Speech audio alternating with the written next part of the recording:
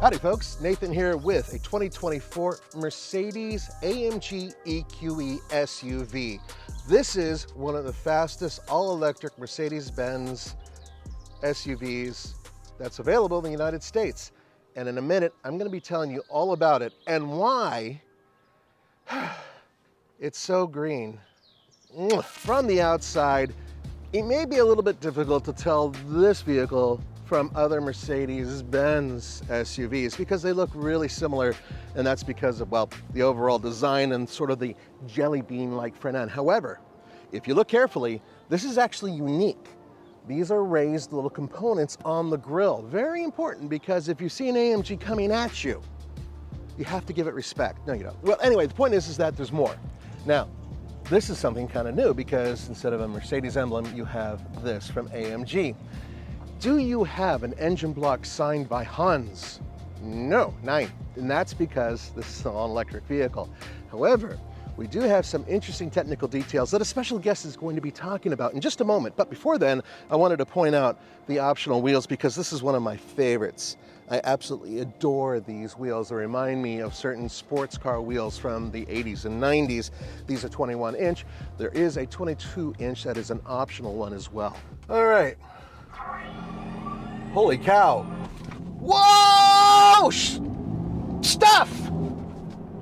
Okay. That was really cool for so many reasons. I did not expect that sound effect. Essentially, that was launch control. And it really works.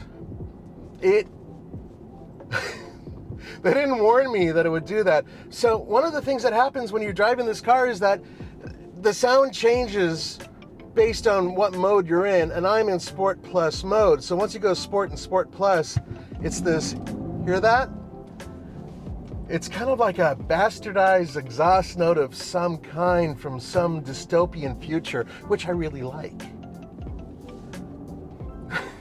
Now, I've been driving this thing for a little while now, and I gotta tell you, it's a lot of fun. Very responsive. I wish the outside looked as good as it drove. I know I'm being shallow about the way it looks, and I apologize for that, but honestly, everything else it does really well. Obviously, yeah, I wish it had another 50 miles of range, but man, woo-hoo-hoo, it moves, like really, really moves. The steering feel is probably the best that I've sampled in an electric car. And I'm not saying there's a lot of feel going on per se, but the weight is really good. I know what my front wheels are doing because I know that if I just put a hint, like a tiny bit of input in, I get X amount in return. And it's really easy to figure out in no time. Some cars are so vague, you just don't know what's going on even after you've driven them for hours. So for that, oh, that's good. Now, check this out. I am gonna make a U-turn, okay? Big SUV, right? Well, not that big. On a dime. Woo-hoo-hoo! And then off we get into the races. Wow! Wow, wow, wow. This thing is just a bullet. Whew. And it enhances the feel. That sound really, truly works. I didn't think it would. Augmented sound, and it comes directly from the speakers. Augmented sound is something that you would think is, not that big of a deal. From the back, it's not easy to tell this is an AMG other than the badging, which frankly I don't think is big enough. And this vehicle does have the optional night package. You can really see it here. It's been around for a while. However, there are a couple things. First of all, this green is fantastic, and it's the only one amongst the test vehicles that actually is green. And I got this thanks to Motoman, who in a minute is going to explain a few things, including we're going to talk about this rear wheel. Why? Because it has four-wheel steering, but it's a little bit different than other electric Mercedes-Benz vehicles. So a little bit behind the scenes that Nathan did not share with you. On the other side of this hotel is Legoland, and he decided to spend the afternoon there while I talked to you about tech bits.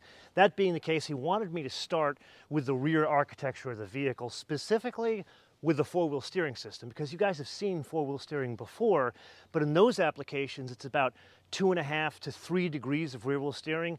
This is like the S-Class we've driven over the past 2 years, the W223 S-Class, where it's up to 9 degrees. So it's not the full 10 degrees like the S-Class, but it is a shorter vehicle. The wheelbase here is about 4 inches shorter. Then there's the whole concept of the active roll stabilization.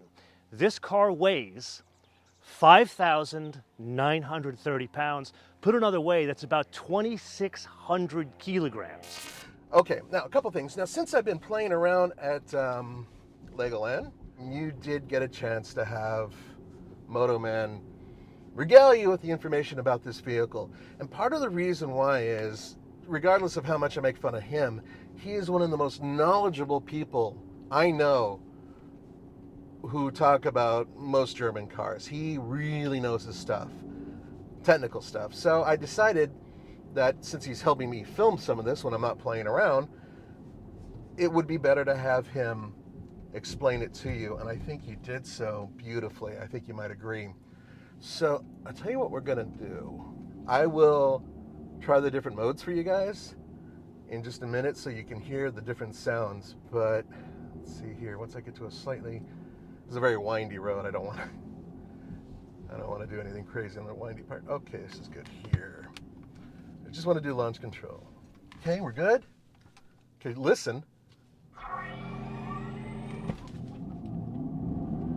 Oh my God. The power seems to really transfer to the rear. So the front end will lift, and then you can actually feel the rear motor push you along. You know what I mean? So like a rear drive car, you punch it, your lift, front end's gonna lift and all that. This does it, but it does it in an almost violent way, right? But right before it's like too much, you get pulled along. I don't know if I'm making sense, but what I'm trying to say is it's well balanced, but it's not what you're expecting. But after you do it a few times, it's kind of addictive. Seriously, I would do this like 10 times if I wasn't holding the camera. Okay, so now that we've done that, had some fun, I do want to change this. So we're now in sports. Well, we were, and then went back to Sport Plus. It's strange. Okay, let's go to, there we go. We're now in sport. And then individual, I'm not going to do that. There we go. We're now in comfort. Now listen to this. Almost nothing. You hear a very slight whine, and that's about it. Otherwise, this thing is almost silent. But you know what else? I'm not feeling every little crack and crevice. And what Motoman explained to you guys about the way the system works for stabilization, he worded it beautifully. This is a vehicle that requires a lot of aid when it comes to maintaining a nice and stable ride. Why? Because it weighs as much as a pickup truck. All right, let's try another one of these awesome U-turns. Ready? Oh my God. 2-lane road. Totally did it on the 2-lane road. Okay, once again. Hear that? Almost nothing, right? Nice mellow ride. Now I'm just quickly switch it over to Sport Plus. And now listen. I know what it sounds like. It sounds kind of like a C-130 Hercules when it's accelerating. All 4 props. Yeah, a little bit. It's just really cool. Okay, so this is a very, very fun car to drive. I'm having a really good time doing it. I love this whole setup with that. I really like that sound. It's really cool.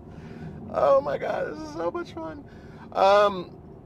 Anything else to tell you about the car? Well, yeah, the brakes are super strong. almost too much. You really do have to use a light foot when you're going around corners if you want to slow down before the corner, which I would recommend, because they're so strong that just tapping them might be a bit much. So just kind of keep that in mind. But man, oh man, this thing just settles down and it hunkers down and gets the business done around the corners. And I keep expecting a lot more lean, and it's just not happening. So everything is working the way it should. You know, I know this is a Mercedes-AMG, and I'm going to be calling it a Mercedes-Benz all day long. But I get it. I see how they were saying, look, this is a much more powerful vehicle than its Mercedes-Benz brethren. It certainly feels that way. Do I think it's an AMG? That's a tough one. I mean, a lot of you guys out there are probably in the same boat I am, where you remember that AMGs were unique because a person built an engine. So does that mean that 2 electric motors in here were built by Hans? One would hope. Now, pricing has not been announced for this vehicle. However, I'm going to assume that it's between, say, 80 and 100. And the question is this a competitor against the Tesla Model Y?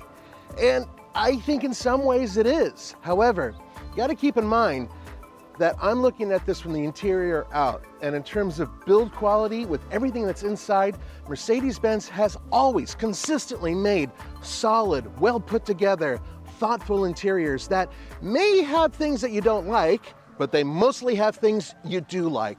And that's why a quality car like this, yes, is a competitor. Range is really the only thing that really gets me, right? But everything else, dude, this thing is a hoot to drive. Thanks for joining me for the Fast Lane Car. This is Nathan. I'll see you next time.